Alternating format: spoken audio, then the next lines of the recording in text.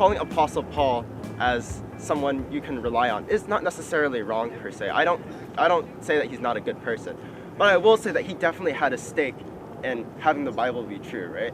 Because for every Christian, if the Bible is true, it validates their reason for being. Earlier you mentioned something about a culture of death and how atheism is a culture of death. However, if it was true that our lives ended here, wouldn't it be better in our lives to be better in this short time that we have on earth?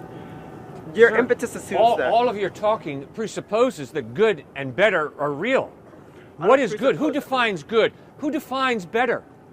If you're an atheist, what you have to acknowledge is it is relative, culturally relative, which is why Shirley Jackson in 1948 wrote the short story called The Lottery.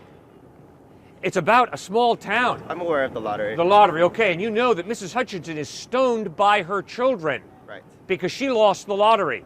So if you've read that short story, then you know what Shirley Jackson is trying to get at, which is your stinking cultural relativism is so bankrupt, it's scary. I don't think that was the point of that story.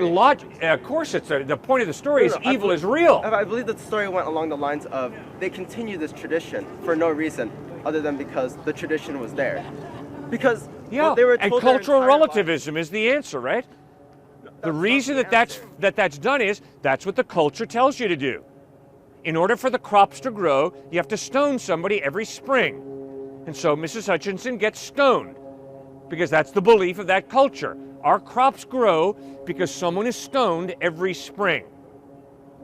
That's what you've got to get to eventually if you're an atheist. Because there is no mind prior to the human mind who defines right and wrong, which means it's all relative.